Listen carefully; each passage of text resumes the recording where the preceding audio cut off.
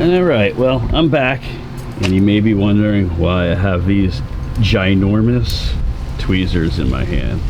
It's really difficult to see how big they are. They're at least a foot long, and there's a good reason why I have that, because I was using a Camco wand to clean out my hot water tank, and the wand shot off the end and went into the tank. And I'll show you a clip of it. I'm gonna have to slow it down. It shot off like a bullet, so I didn't even see it shoot off. So it's in the tank, and I had it almost out with what I had available, but obviously it's just not enough. So I'm gonna go ahead and try to get these out, try to get the tube out. All right, so I'm at the back of my RV here, and I have the hot water tank. If you don't have one of these, I recommend getting one. This little metal pull here, this is normally made of plastic. It will break eventually on you.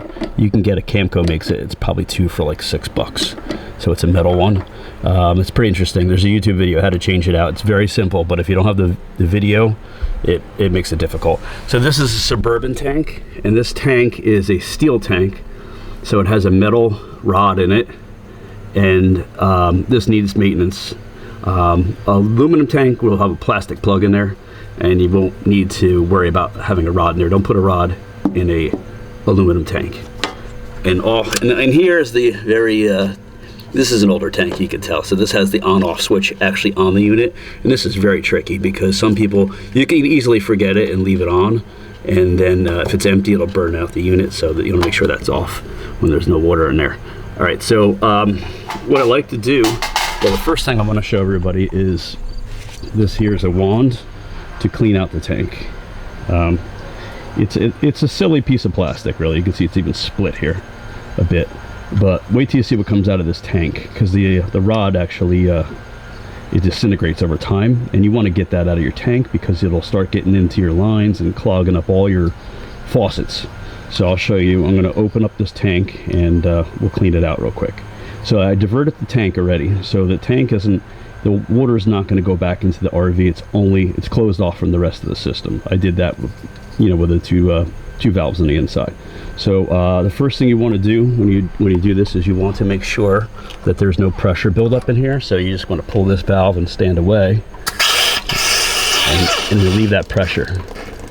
Because if you don't, and you go to take this plug out, it's going to shoot and probably hit the car next to you and get you with water. So, all right, I'm going to go ahead and I'll give you the size of the ratchet tool in a minute. All right, well, I'm waiting for the tank to drain, and that's how it drains, just like that.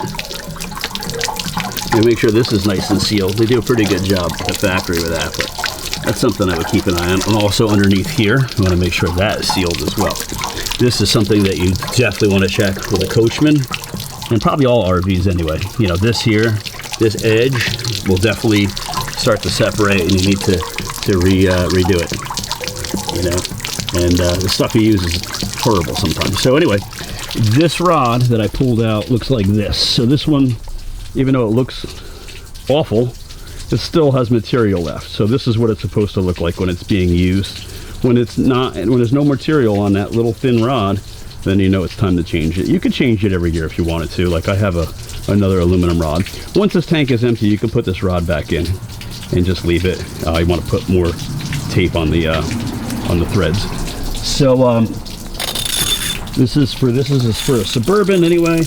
This is a 1 1/16 socket, an extension that I bought. It helps me get in there a little easier. I got these are Cobalt, so these are obviously from Lowe's, and you can get them from anywhere. Harbor Freight probably has this 1 1/16. Now if you have a different hot water heater, you definitely want to double check that and make sure it's going to fit yours, but this one fits perfect. It's a one-off. I just keep it in my truck with me, and with all my other ratchets for changing tires and things like that. So I only use this twice a year, once a year, just to empty this tank. So that's it. So while that's going on, once that's drained, I'm going to use that wand attached to a hose, and we're going to rinse out everything that's not coming out. You can see there's a little bit of minerals in here, but you'll see what the wand does. That stupid little plastic wand does a number and cleans the whole tank out. So be back in a minute. All right, so here I go. I have the wand attached to the hose, and there's a little handle right there. So I'm just going to put this in the hole, right in here. I'm going to turn it on, and it's going to force.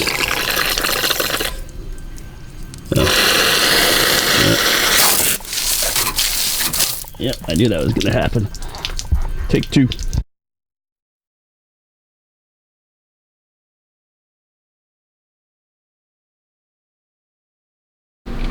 There it is. Camco wand cleaner.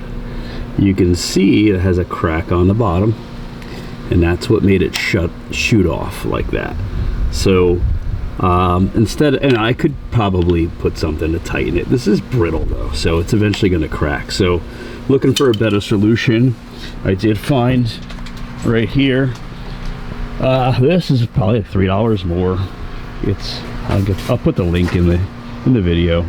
There's a tip that comes with it. This thing's pretty crazy. So this is what it looks like when you press it without the tip. It's nuts. So I don't know how that's going to work in the tank. I might just use the tip. The tip still puts out a good amount, so we'll see how it goes. But in any way, I don't think this is going to fall off, and that's the most important thing, because you should see what comes out of this tank. It's very important to clean your tank out if you have a steel tank with one of these rods. If you have a aluminum tank, you'll know, because you'll have a plastic plug and you won't need this rod, and you should not put this rod in if you have a plastic plug, and you don't really need to do this to clean out your tank. Basically this rod, breaks down in the tank, and all this calcium and stuff ends up in your tank, and you don't want it in your line. So I'm going to go ahead and clean it out. We'll see what comes out. All right, so I flushed it out. Then what I did was I dried all this out here. Especially tonight, it's going to freeze. I applied some plumber's tape to the end. This, believe it or not, the rod is still good, even though it looks ugly as hell. It looks like an aluminum piece. Yeah, but it's okay to put in there. And you can see it's a metal plug. The tool I'm using, I might have mentioned it earlier, it's a 1 1/16 socket. So this one's by Cobalt, so this one you can probably get at Lowe's. And then an extension. Now Camco makes these cheaper, lighter sockets. This stays in my kit in my truck for changing tires and stuff, but really this is the only thing I use it for. But I use it at least twice a year, so I'll have it forever as long as I don't lose it. So I'm just going to put this back in.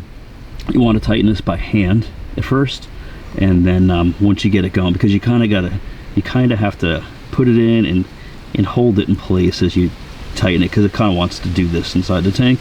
So you want to keep it level, and you don't want to torque it too far down. It doesn't need that. Just tight, and just a little tighter, and that's it. Don't torque it down. I don't know what the torque specs are. Don't really need to. I never had a leak, as long as you wrap it in plumber's tape. So there you go.